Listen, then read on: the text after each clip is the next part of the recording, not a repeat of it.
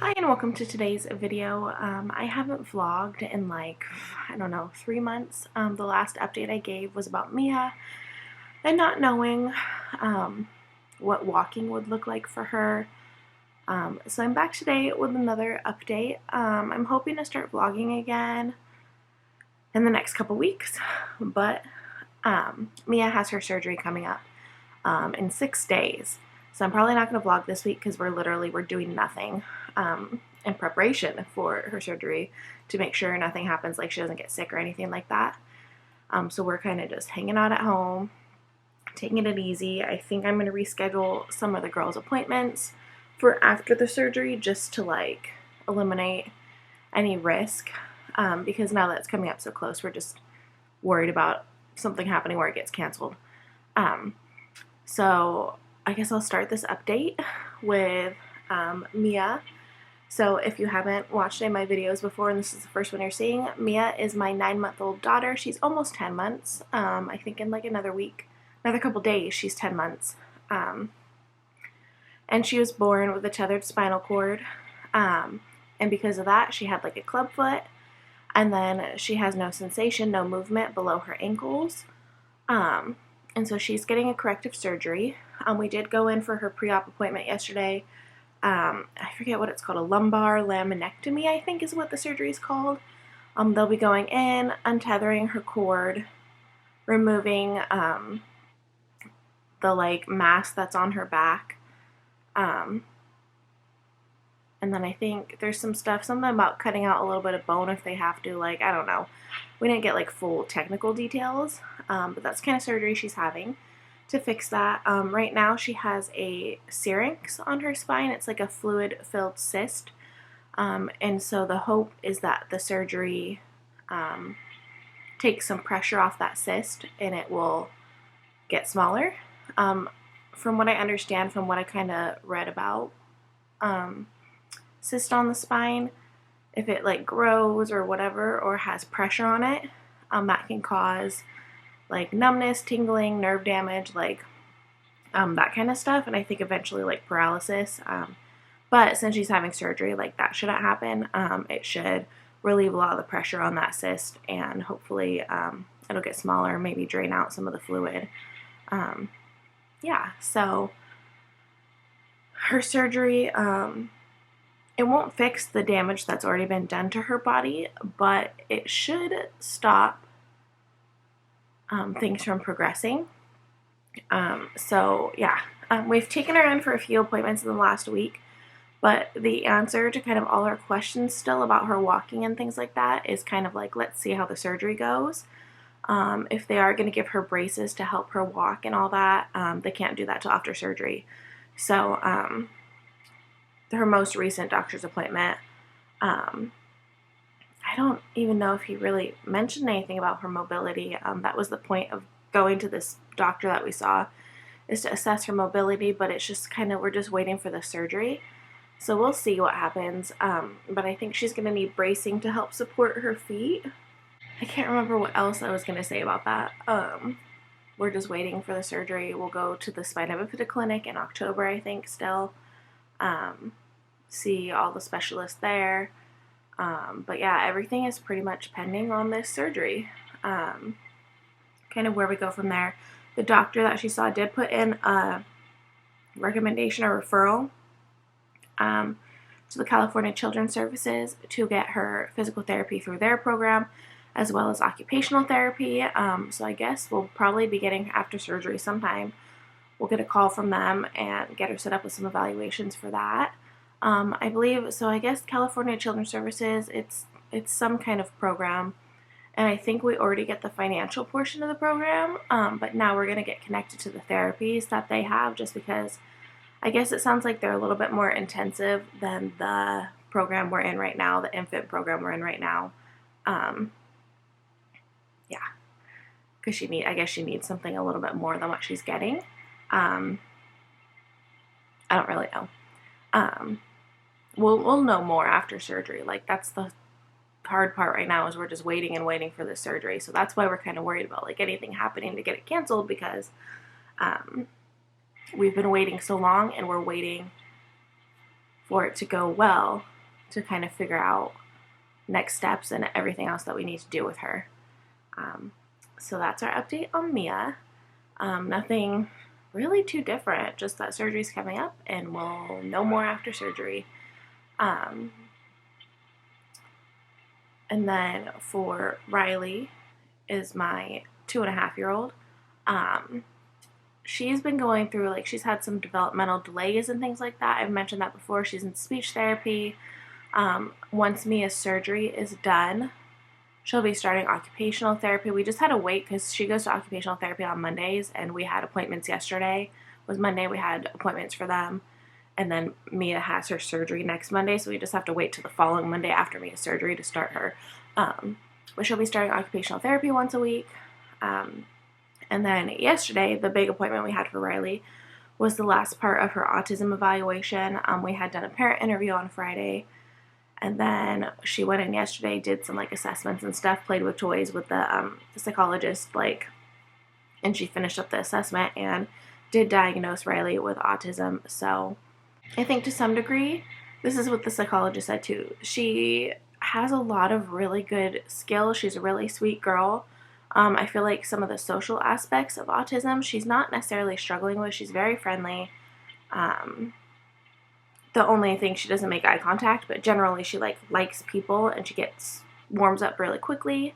So she's got a really good skill set there, but then there are other concerns that we have that are huge red flags for autism. So we were expecting the diagnosis. So we weren't shocked or anything. It was nice to have. So we can kind of move forward. So she got that. And I think once her info is sent over to the developmental team at Kaiser, we'll move forward with what we need to do for her. She's already in the speech therapy, already going to be in the occupational therapy. But we might be starting behavioral therapy, the ABA therapy. So that'll be good. That'll be really good because some of our concerns about her are on the behavioral side.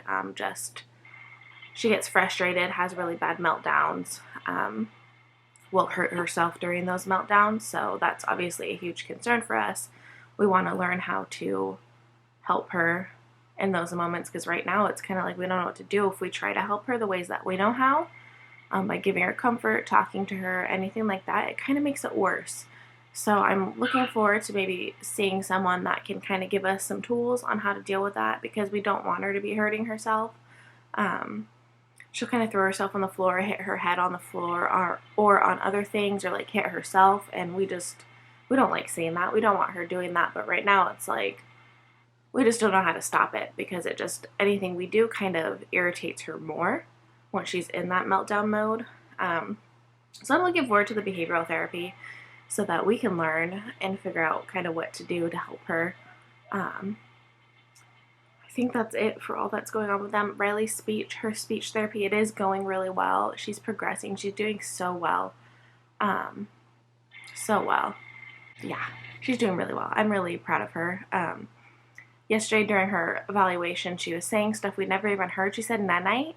When they were playing with the baby doll, we've never heard her say nanite. She was mimicking the therapist and what she was saying to her. So that was really cool. So she got some new words out yesterday, and I don't know if she'll consistently use them, but it's just exciting to see that little things like that are happening. The psychologist did mention preschool, and I think that's something we'll figure out more with the developmental team and when we get connected to the school district when she turns 3, because the little information sheet the therapist gave us said that there are special preschools that she could go to and stuff, so we'll just have to get more information. Because I think when she does start in a school setting, she'll make a lot of improvements, and it'll be really helpful for us and for her, and that's something we have to look into. She wasn't able to go to the school that I worked at just because I could tell she wasn't ready for the setting that we specifically had, and as a private school, we're not equipped to handle special cases like autism. We just don't have the staff for that and the resources for that. So she'll do well with the public school setting once we can figure that out when she turns 3. I think that process starts pretty soon because she's 2 years and 7 months. So I think that transition will be happening soon because, yeah, once she's 3, we kind of switch from the regional center we've been going through and we switch to the school district. Oh, and one of the things about the preschool that I had read about was that like they can have on-site services, so like the occupational therapy and speech therapy and stuff I guess can happen at the school. That would be really amazing.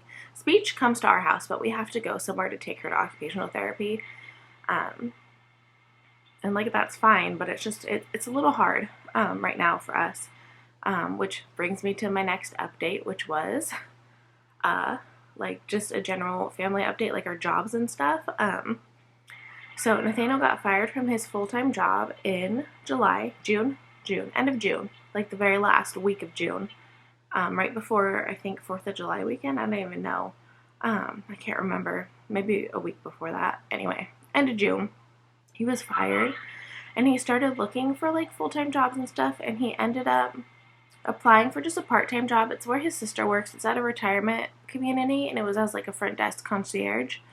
And it was just part-time. He's like late afternoons, early evenings. And so he went to that interview and we talked about maybe if he got that job that I could see if there's an opening at the preschool that I had worked at before having the girls.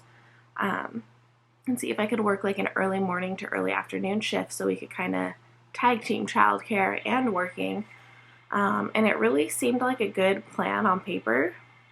And I went through the first week of like teacher training, got the classroom set up and stuff. I was going to be co-teaching with another teacher for pre-K.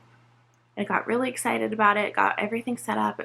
I was excited. The class seemed like a really good class. Went to like the first couple days of school, but with everything going on right now, it's just impossible for both of us to be working. Even with the opposite schedules, it was just, it was kind of ridiculous, like just trying to get the girls to appointments.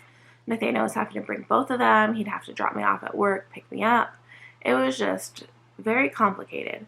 So we kind of decided it would make more sense for me to like be the full-time caregiver for the girls, and that he would start looking for like full-time work again. He did let his work that he's at now know he's available to pick up shifts, so we're kind of hoping that works out because he likes his job and he doesn't want to leave his job. So he's hoping he can figure out what to do there to just get more hours. But I will not be working. I'm bummed. I was really hoping the timing would be right for me to go back to work, but it's just not. It's just not right now. I need to be home with the girls so they can go to all their appointments. Mia ended up like missing an appointment, and we had called to reschedule, but then they just ended up canceling it, and it was just this whole like frustrating thing last week. So yeah, that's what's going on there. I have no idea how we're going to pay any of our bills or do anything like that over the next month until he finds something else. But it'll be fine. We'll be fine. I'm a little stressed about that. I'm kind of pushing it out of my mind right now and just focusing on getting through the surgery. But I have no idea how we're going to pay bills and stuff. So we do have to sit and figure that out. I think he's going to start like looking for full-time stuff, but I know he doesn't want to leave the place where he's working. So